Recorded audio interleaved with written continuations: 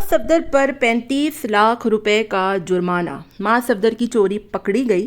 اتنا بڑے بڑے بزنس کرنے والے ایف بی آر میں اپنی کمپنیز رجسٹرڈ ہی نہیں کراتے۔ ماں صفدر کی بڑی حقیقت آ گئی سامنے۔ آج کی اس ویڈیو میں آپ کو بتاؤں گی کہ دراصل ماں صفدر کی دکان کو سیل کرنے کی بنیادی وجہ کیا تھی اور ماں صفدر نے ایسا کیا کیا تھا جس کی وجہ سے اس کو 35 لاکھ روپے کا جرمانہ ادا کرنا پڑا۔ ہیلو جی، السلام علیکم۔ آئی ہوپ کہ آپ سب بالکل ٹھیک ٹھاک ہوں گے۔ الحمدللہ سے میں بھی بالکل ٹھیک ٹھاک ہوں۔ ویڈیو سٹارٹ کرنے سے پہلے تمام لوگوں سے ریکویسٹ ہے چینل کو سبسکرائب کر دیں، ویڈیو کو ضرور لائک کر دیں۔ ماں صفدر جو کہ پچھلے 2-2.5 سال سے اپنی پرفیوم کی ایک برانڈ چلا رہا ہے ماں صفدر فریگرنسز کے نام سے، اور اچھا خاصا ماشاءاللہ سے اس کی سیل ہوتی ہے، لیکن بڑے افسوس کی بات ہے کہ اتنا بڑا یوٹیوبر مہینے کا کم و بیش کروڑ روپیہ کمانے والا، کم و بیش، اس نے اپنی کمپنی کو ایف بی آر میں رجسٹرڈ ہی نہیں کروایا تھا۔ اب ذرا سوچئے کہ ملکی معیشت اور ملک میں جو حالات ہیں اس کی بنیادی وجہ کیا ہے؟ اس کی بنیادی وجہ یہی ہے کہ یہ جو بڑے بڑے بزنس مین ہوتے ہیں، یہ تو ماں صفدر تو بالکل چھوٹا سا ہے لیکن پھر بھی اچھا خاصا کماتا ہے، تو انہوں نے اپنی مشینز وغیرہ اور اپنی جو سیلز ٹیکس ہے، جو انکم ٹیکس ہوتا ہے، وہ کہیں پہ اس نے رجسٹرڈ ہی نہیں کرایا تھا۔ اب ہوا کچھ یوں کہ آپ نے 3-4 مالز میں اپنی بڑی بڑی دکانیں کھول لی ہیں اور اچھا خاصا آپ ریونیو کما رہے ہیں، تو جب آپ مشینز لگاتے ہیں تو اس مشین میں سیلز ٹیکس جو کہ 17 سے 18% ہوتا ہے، وہ آپ کو حکومت کو جمع کروانا ہوتا ہے۔ اب بقول ماں صفدر کے میں تو سیلز ٹیکس لیتا ہی نہیں تھا، اب جو بھی آپ لیتے تھے نہیں لیتے تھے، بہرحال آپ کا ایک اچھا خاصا پروفٹ مارجن ہوتا ہے، تو آپ نے کیا اپنی کمپنی ایف بی آر میں رجسٹرڈ نہیں کروائی ہوئی تھی؟ سب سے بڑی بات، کیا آپ فائلر نہیں تھے؟ سب سے بڑی بات، آپ کے جو بڑے ہیں، جو والد صاحب ہیں، جو آپ کے سینئر لوگ ہیں، کیا آپ کو اتنا نہیں پتہ کہ آپ روٹی کو چوچی بولتے ہیں کہ جب ایک کمپنی بنائی جاتی ہے، جب کوئی بزنس کیا جاتا ہے تو اس کو سب سے پہلے ایف بی آر میں رجسٹرڈ کروانا پڑتا ہے، اس کا سیلز ٹیکس آپ کو سالانہ دینا پڑتا ہے۔ ماں صفدر نے چوری کی سیلز کی، ٹیکس کی، صاف صاف یہ بات ظاہر ہوتی ہے۔ تو جب ایف بی آر کا چھاپا پڑا تو انہوں نے دیکھ لیا کہ ان کی جو بھی کمائی ہے، جو بھی چیزیں ہیں، یہ تو سیلز ٹیکس ادا کر ہی نہیں رہے۔ اب آپ نے اس پرفیوم پہ لیا نہیں لیا اس بارے میں مجھے نہیں پتا، ہاں جو لیتا ہے اس کو ایک سلپ ملتی ہوگی، وہ دیکھ سکتا ہے اس میں سیلز ٹیکس کٹ رہا ہے یا نہیں کٹ رہا۔ اب ماں صفدر صاحب کہہ رہے ہیں کہ میں جتنا بھی میں نے کمایا اس کا سیلز ٹیکس 35 لاکھ روپیہ میں نے اپنی جیب میں سے ادا کیا ہے۔ تو سب سے پہلی بات کہ آپ کی غلطی تھی کہ آپ نے کیوں اپنی کمپنی کو رجسٹرڈ نہیں کروایا۔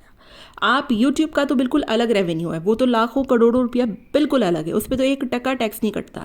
اس کے باوجود آپ لوگ جو بزنس سے کما رہے ہو، آپ کی وجہ سے آپ کے ملک کو کتنا نقصان ہوتا ہے، یہ سوچنے والی بات ہے۔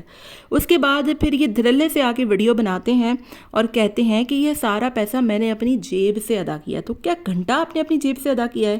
جب آپ کو بزنس کھول لیا، آپ نے تمام تر چیزیں خرید لی، آپ نے مشینز خرید لی، ہر چیز آپ نے خرید لی، تو آپ کو اتنا نہیں پتا کہ ہر بزنس کرنے کے لیے آپ کو کچھ نہ کچھ ٹیکس ادا کرنا پڑتا ہے۔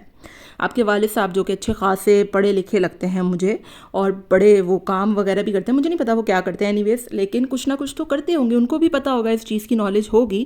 اور یہ بات تو بچے بچے کو آج کل پتا ہے پاکستان میں کہ جب آپ نے کوئی چیز کرنی ہے، کوئی بزنس کرنا ہے، یہاں تک کہ جب آپ نے ایک چھوٹی موٹی کریانے کی دکان بھی کھول لی ہے تو آپ نے انکم ٹیکس فائل کرنا ہے، آپ نے ایف بی آر میں سیلز ٹیکس دینا ہے، آپ نے جو بھی انکم ہو رہی ہے اس پر آپ نے جو حکومت کی بنتی ہے وہ آپ نے دینی ہے، جو پالیسی۔ تو آپ غلط کام کریں گے، جب حکومت کی چیزوں میں سے جب آپ چوری کریں گے تو آبویسلی آپ کی دکان بھی سیل ہوگی، آپ پر جرمانہ بھی عائد ہوگا، اور آپ پر ایک ذمہ داری بھی بنتی ہے بطور پاکستانی کہ آپ اس تمام چیزوں کا اچھے سے نہ صرف خود عمل کریں بلکہ دوسروں کو بھی اس بات کی تلقین دیں کہ آپ نے فائلر بننا ہے، آپ نے ٹیکس ادا کرنا ہے ہر سالانہ۔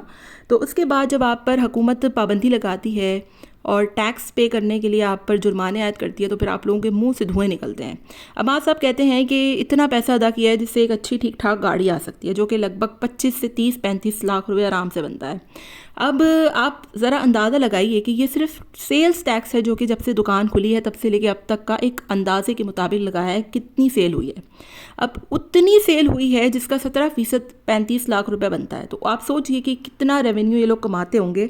یوٹیوب تو بالکل الگ ہی چیز ہے، لیکن اس کے باوجود یہ لوگ سیلز ٹیکس نہیں دیتے، چوری کرتے ہیں، حکومت کی جو حق ہے اس پر ڈاکہ ڈالتے ہیں۔ شرم آنی چاہیے ان لوگوں کو کہ اتنے بڑے بڑے یوٹیوبر ہوتے ہوئے بھی ایک عام پاکستانی شہری اور ایک پاکستانی کے حقوق ان لوگوں سے ادا نہیں ہوتے، اس کے بعد یہ لوگ خود آ کر کہتے ہیں کہ میرا نقصان ہو گیا، میرا اتنا یہ ہو گیا، اتنا وہ ہو گیا، تو سیریسلی ماں صفدر صاحب کو تھوڑی سی تو شرم آنی چاہیے تھی کہ آپ نے اگر اپنی کمپنی بنائی تھی تو آپ کو ایٹ لیسٹ اس کو رجسٹر کروانا چاہیے تھا.